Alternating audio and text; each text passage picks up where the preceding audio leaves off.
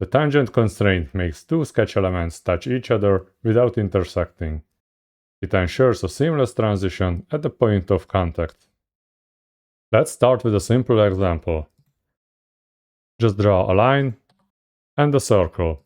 Now select the line and the circle. Then click the Tangent Constraint tool in the toolbar. The line automatically becomes tangent to the circle, touching it exactly 1 point.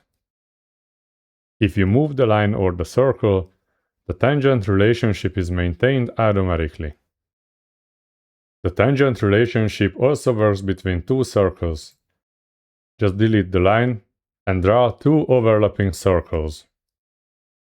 After selecting both circles and applying the Tangent Constraint tool, they automatically adjust until they touch at a single point. The tangent relationship is maintained even if you change the size and the position of one of the circles.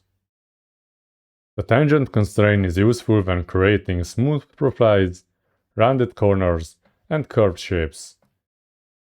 In the next tutorial, you will learn how to use the equal constraint.